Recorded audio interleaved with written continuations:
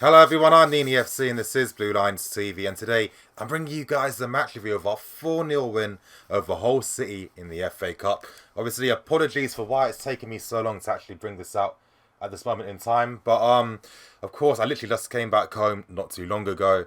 After the game I was at my girls, so yeah, I wasn't actually able to bring it straight away afterwards. So apologies for that. But for the Barcelona game, honestly, after that game, I'm not going to be having any drinks afterwards. I'm literally just going to be going straight back home to bring the match review because I feel like it's going to be an important game. But enough faffling around, letting you guys know, this and that. Getting straight into the match review. And yes, 4-0 win, starting with the first half performance. And yeah, with the lineup. Conte gave a debut to Emerson Palmieri. I've been looking forward to seeing him play. And I think actually I might even just start off now talking about how I felt Emerson Palmieri performed in the game and maybe what we can expect of him in the future. Now, with Emerson Palmieri, he did all the basics right and correct. This wasn't a performance for him to really express himself. Before he can do that, he's definitely going to need some time to really get that confidence to play his game.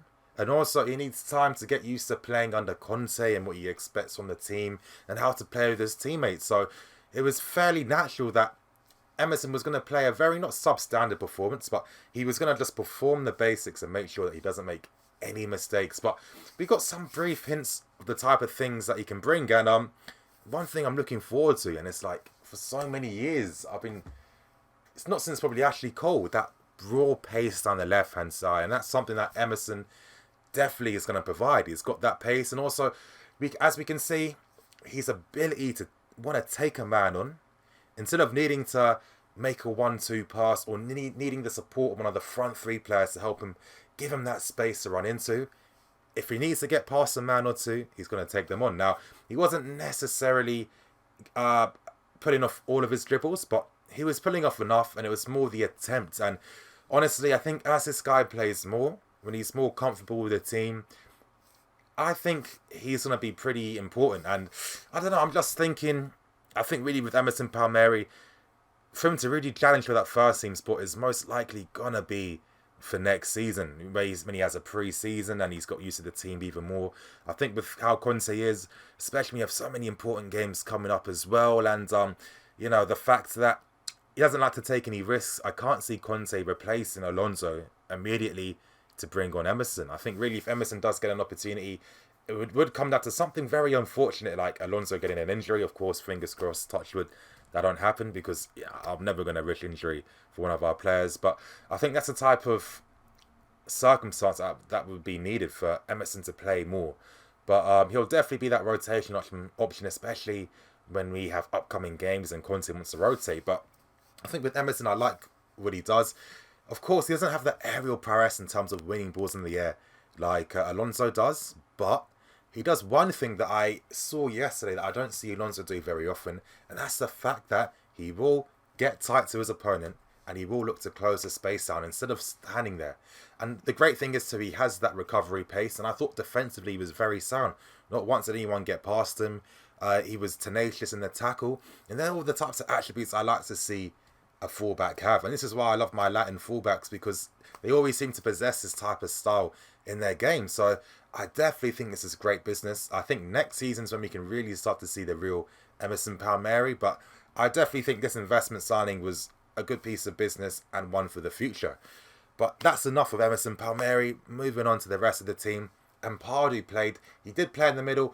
Originally in the predicted preview video, I thought that maybe Ampadu might play in defence and Trevor Chalobah might even start because, of course, the Barca game's going to be coming. But it wasn't to be. And, with Ampadu, he's someone that's definitely going to me more and more. What I really like about him, though, is the fact that he's got this inner confidence within himself. It doesn't faze him that he's playing with experienced players or older pros. He knows what his game is. He's got the confidence in his ability. He has that tenacity. Of course, there was once or twice, especially in the second half, where I think he let someone run past him inside the box. I'm not going to be too critical on that. The guy's 17 years old. I mean, come on. I think there's always like levels and nuances as to how far you can really criticise a player. But everything you've seen, really nice passes out from the back. And what I really like too with Ampadu, he's got this little David Luiz thing about him where he will break the defensive line at times to really close down and harry an opposition player. And that's what I like. And I think that really sums up this guy and the future he has. It's that confidence, inner confidence in his ability. I think in terms of how he's been developed, what's really been great is the fact that, of course, the guy has already played men's football from like 15 years old at Exeter. So, of course, if you're playing in a league like that where it's very physical, you've got stronger players, and it's always going to really build your character, and you're going to need to have that character more over technical ability and skill. But I think with Ampadu, we've got something exciting in our hands, and really, in terms of defence for the future, with Ampadu, hopefully Trevor Chaloba, Christensen, Zuma, I think we're sorted for the next 10 years. So it's exciting times ahead. But moving now, and I've spoken about the players I need to talk about. Moving in to the match preview part match review part in terms of how the game actually was. And as I told you guys, I knew this was going to be incredibly easy. Hull City has so many things going against them. Number one, most of our lone players that play for Hull City play key parts in their defence. They lost out on 3 of those guys, in Tamori, Aina and Hector. So that was really going to screw them up regardless. And obviously the second thing is they have an injury crisis of their own at this moment in time. So they had to field a weaker team. And also the fact is, Hull City were in the Premier League last year. They're in the Championship, the 21st in the relegation zone. They can't afford to get relegated. Not when they have that stadium, not when they have the wages they're paying players. I mean, it'll be a complete financial disaster. So for me, the reason why I'm saying this is the fact that I kind of knew that they wouldn't be taking this game too seriously. It's not going to be of the utmost importance, because really what's important for them is to make sure they avoid relegation in the Championship. Otherwise those guys are fucked, basically.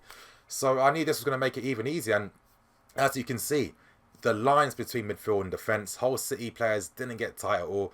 I thought it was a wrong decision by Adkins, the system he used, but again, made our lives even easier because we really had to play second gear in this game. They tried to use their 4-2-3-1, but then the reason why that really messed up is the fact that their wingers were supposed to drop back and help the fullback. I think Saka on the left-hand side offered no protection, didn't do anything. And on the right-hand side, I don't even know who the Hull City player was. He provided no protection to their fullback as well. So what happened then?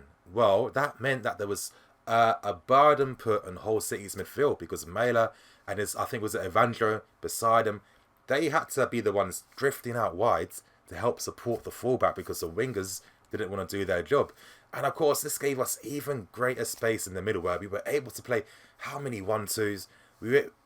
Willian, for example, had the space to run between the lines and run through the middle. Pedro as well. And this is why we scored so many goals. And was literally a field day for Cesc Fabregas. He was able to show his excellent passing success rate. He was able to really dictate the game. He was able to make the plays happen. It was one of the most quarterback-like performances you were going to see from Fabregas this season. And the whole City made it incredibly easy. And honestly, 4-0 up, Willian. And I have to say, Willian, past 2 months, been one of the most impressive players. And why is he looking so impressive? Because Willian now isn't necessarily sacrificed on the right-hand side. Credit to Conte recently, he's given that front three freedom to move around more. You're seeing your Pedros and Willians interchange across positions, which has really helped Willian and given him a new lease of life, because now his best attribute is cutting inside on his right foot, attacking the ball from deep and taking shots on goal. Willian's a guy really 10 goals minimum a season is what you expect from him. I think on the right hand side he wasn't really able to show that as much because again he's got no one to really play off with, but when you see what he can do in the middle and on the left, he looks like a completely different player. And honestly, fantastic performance. Brilliant moments of skill from him. That finish for the first goal with this left foot. Haven't seen a left-footed effort from Willian for a while. Unlucky not to get a hat-trick in the end. It was nice to see Giroud getting that goal as well. An assist by Emerson Palmieri. And in a way, Giroud looked even surprised that the ball even went in. Of course, with Giroud, we know what to expect. He's going to be a good backup option to have. In terms of the system, he complements how Conte likes the team to play. But let's not get it twisted. As a striker, he's in decline. We complain about Morata's finishing. I mean, Giroud's been making a career over this past few years of, missing ridiculous chances. Already, we've seen some of the misses he's had already. It doesn't really matter as much because he's really brought to fulfill a tactical role and needs for the squad. So, he's decent in that regards, but again, that's really what we can expect. Now, again, moving on to the second half, before I wrap up this match review, I might sound a tiny bit negative, but don't think I'm sounding negative because it's moaning and it's a place out of hate or anger. Or I'm trying to stick it on players. No, I'm just literally I'm coming from the perspective of a fan. Obviously, I was at the game yesterday, freezing my tits off. It was freezing.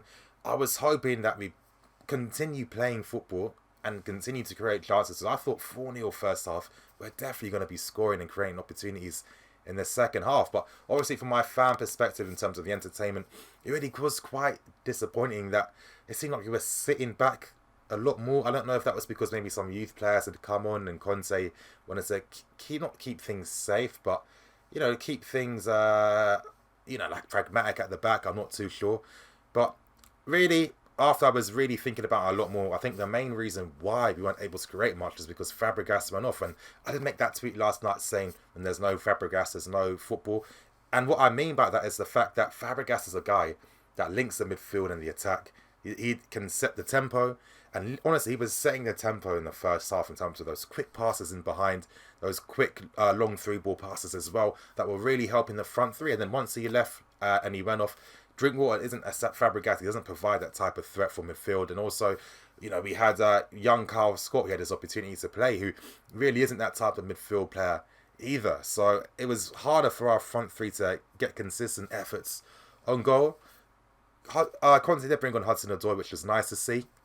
Another little frustrating thing was the fact that he wasn't necessarily getting as many touches off the ball. Opportunities when he did make space for himself free, he was able to get the ball to receive it. Players weren't finding him. I mean, I guess in a way, this was an easy second half. No one really wants to go full out because there's a Barca game coming up. So you've got to maintain your stamina. I understand that. But just from that point, again, it's just my own personal point from a fan perspective. It's not a real critique on anyone. It's just my own personal opinion. I would have personally liked to see, that first half continue to the second half, and hopefully, some players keeping the ball to some of the young players as well. But with Callum Hudson-Odoi, as you can see already, electric pace, fantastic close control. He picks up a lot of very intelligent positions, and this is what annoyed me because people weren't really finding him, or they were passing it to him way too slow. He was constantly in the lines between midfield and defence. He was that passing outlet all the time. As we saw for that chance for Willian to get the hat-trick where he missed it, that was him trying to play 1-2s, and he was constantly in positions where he was looking to play quick 1-2s, make runs in behind to stretch the whole City players. Of course, I understand Willian's in a hat-trick. He's going to look to use that space for himself, but he did that a lot more than just that. And, I mean, again, it's not a major criticism. It's just, I'm just giving my perspective on things. But again, the game ends 4-0, but they're through to the next round. I need to find out when the draw is going to be. But realistically, I'm kind of thinking the FA Cup is going to be the trophy we need to get this season. And if there's any trophy that Conte can win to break Casudo of not winning any cup competitions, I think the FA Cup on his second attempt could be that competition. But yeah, you guys, thank you for watching the match review. Expect some more Barca-related videos to come out. And of course, the big game on Tuesday. I'm not going to lie, you guys, I'm actually shitting myself. I'm pretty nervous. I've got a few more Barcelona games to watch today because I need to release a tactics breakdown of Barca on Monday. So expect that. But anyway, you guys, I'm the EFC. This is Blue Lines TV. Thank you for watching. And also, just one more quick thing before I go. Thank you to everyone that jumps on the Q&A live stream. It's been really fun. I mean, 5 hours I was on last time was crazy. Probably won't ever happen again. That was a complete one-off. I was just enjoying the stream. But you guys, if anyone else wants to obviously come, every Thursday at 9 p.m, there's going to be a Q&A live stream. It's your best chance to, let me answer some of the questions you want. Of course, if you send a super chat, which a lot of people did, and I appreciate everyone that sent super chats and PayPal donations, obviously, you'll get your question prioritized and focus on a lot more because I get a ton of questions. And of course, it's impossible to go through every single one of them. And to think I was there for 5 hours and I still wasn't able to go through every single person's question. So that really sums it up. But I'm just rambling on. I'm going on. I got other videos to make today. I'm not even going to see the girlfriend this week because I'm too busy making videos. So anyway, you guys, I'm in EFC. This is Blue Lines TV. Signing out.